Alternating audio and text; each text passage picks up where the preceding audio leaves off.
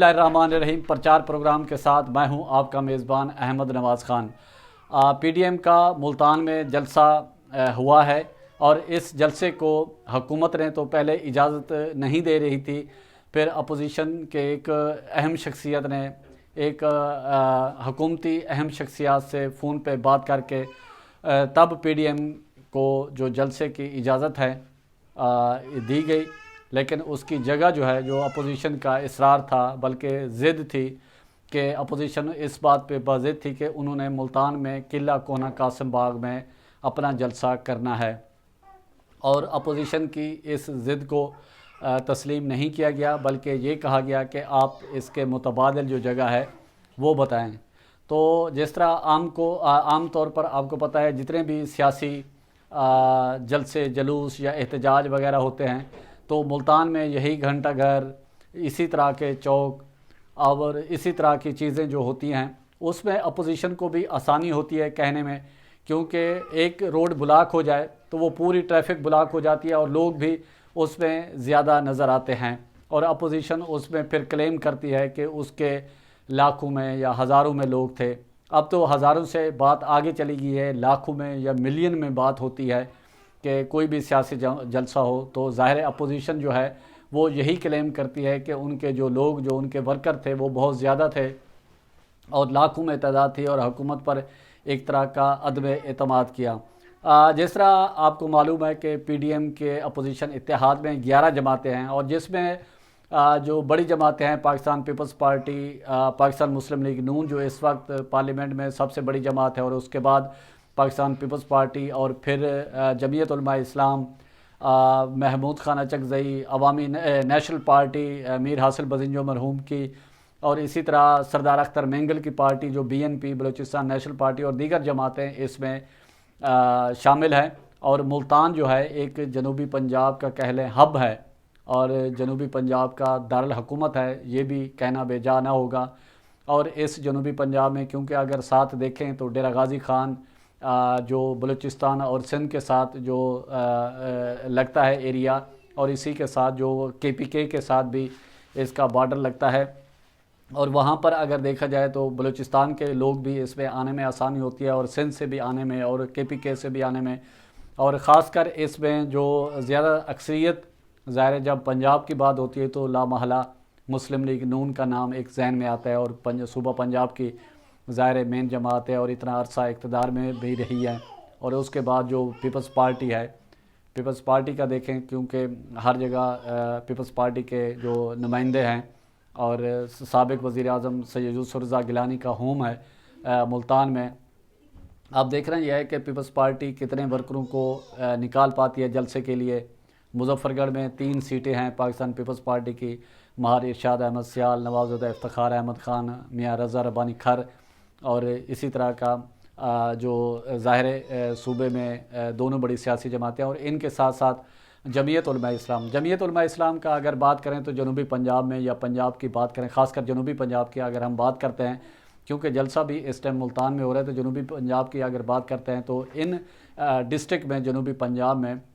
جے you آئی کا جو vote ہے کم این اے کے حلقے میں کم از کم 7 سے 8 ہزار ان کا ووٹ جے یو آئی فے کا ہے۔ اور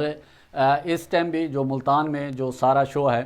جمعیت علماء اسلام نے اپنی پوری کوشش کی ہے کہ وہ پوری توجہ دے اور لوگوں کو زیادہ سے زیادہ گھروں سے نکالے،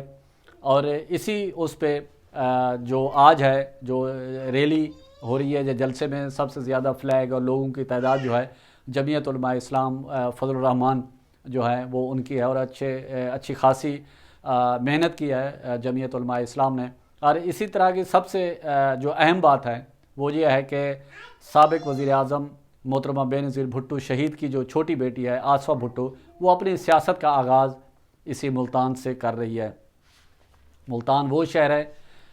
کہتے ہیں کہ ایک ملتان میں وائٹ ہاؤس تھا نواب صادق حسین قریشی کا، تو سابق چیف آرمی سٹاف ضیاء الحق کی جو پہلی ملاقات سابق وزیر اعظم ذوالفقار علی بھٹو سے ہوئی تھی تو وہ ملتان میں ہوئی تھی، اور نواب صادق حسین قریشی جو مخدوم شاہ محمود قریشی کے پھپھا بھی ہیں، ان کے گھر وائٹ ہاؤس بڑا مشہور تھا، تو وہاں پر ہوئی تھی، اور جس میں نواب صادق حسین قریشی نے ضیاء الحق کے بارے میں کہا تھا کہ بھٹو صاحب سے کہ یہ بڑا تابع دار ہے اور بڑا اچھا اور بڑا کوآپریٹو اور بڑا تعلق نبھانے والا اور اس طرح کا، تو وہ جو وہاں سے پھر سابق وزیر اعظم ذوالفقار علی بھٹو کے ساتھ جو ضیاء الحق صاحب کی جو اٹیچمنٹ ہوئی وہ بھی آپ کے سامنے ہے۔ اور سابق وزیر اعظم ذوالفقار علی بھٹو نے جب انہیں چیف آرمی سٹاف بنایا، وہ جونیئر تھے، ان کے سینئر پہ کر کے تو ان کو، اور بعد میں جو صورتحال رہی وہ بھی آپ کے سامنے ہے، اس پہ ہم نہیں پڑھنا چاہتے۔ ہم بات کر رہے تھے سابق وزیر اعظم کی دو بیٹیاں آج ملتان کے جلسے میں اکٹھے خطاب کر رہی ہیں، اور دونوں کا کمبینیشن یہ ہے کہ دونوں نے ایک طرح کے کلر کا سوٹ بھی پہنا ہوا ہے۔ خواتین میں شاید عموماً ہوتا ہے جب کسی فنکشن میں جاتی ہیں تو ایک دوسرے سے مشورہ ہوتا ہے کہ آپ نے کیا پہن کے جانا ہے یا کیا کون سا کلر، خیر وہ تو اتفاق کہیں یا انڈرسٹینڈنگ کہیں، وہ تو ایک ہے۔ اور آصفہ کا پہلا خطاب ہے۔ اب جو سیاسی ماہرین ہیں وہ اس چیز پہ بھی سوچنے پہ مجبور ہو گئے ہیں کہ کیا پاکستان پیپلز پارٹی بلاول بھٹو زرداری سے مایوس ہو گئی ہے، کہ کیا ان کی جو ول پاور ہے یا ان کی جو سیاسی جدوجہد ہے کیا وہ اس انداز سے نہیں چل رہی جس کا پاکستان پیپلز پارٹی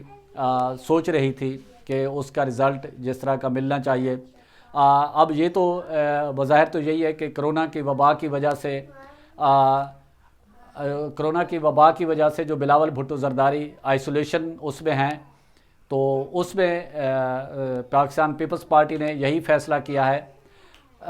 کہ ان کی جگہ آصفہ بھٹو زرداری ملتان کے جلسے سے ایڈریس کریں گی اور وہاں پر خطاب بھی کریں گی، اور یہی ملتان کی وہ سرزمین ہے جہاں پر وہ اپنی سیاست کا آغاز پنجاب سے کر رہی ہیں۔ اور اس سے تھوڑا سا اگر پیچھے نظر دوڑائیں، 80 کی دہائی میں سابق وزیر اعظم محترمہ بے نظیر بھٹو نے بھی پنجاب میں ایک بہت بڑا جلسہ کیا تھا لاہور میں، جب وہ جلا وطنی کاٹ کے پاکستان میں آئی تھی تو ان کے سامنے پشاور، کوئٹہ اور کراچی 3 جگہیں تھی، لیکن انہوں نے پنجاب کا انتخاب کیا۔ اور تمام سیاسی جماعتوں کی کوشش یہی ہے کہ وہ پنجاب میں اپنا جو ہے اثر رسوخ اس کو بڑھائیں اور پنجاب میں اپنی پوزیشن جو ہے وہ مضبوط کریں۔ پاکستان پیپلز پارٹی جنوبی پنجاب میں کلیم بھی کرتی ہے اور صوبے کا نعرہ بھی لگایا تھا اور حقوق دینے کی بھی بات کی تھی، لیکن معاملات تو جو کہ تو ہیں، ظاہر سیاسی جماعتوں کے نعرے بھی ہوتے ہیں۔ لیکن سب سے اہم بات جو ہے جو آصفہ بھٹو نے آج سے سیاست کا آغاز کیا اور اپنا خطاب کیا، مریم نواز کے ساتھ کھڑی ہوئی، اور مولانا فضل الرحمان جو پی ڈی ایم کے سربراہ ہیں انہوں نے بھی ظاہر ان کی چھتری کے نیچے دونوں سیاسی جماعتوں کی یا سابق وزیر اعظم کی بیٹیاں جو ہیں آج انہوں نے خطاب کیا، اور مریم نواز شریف نے جو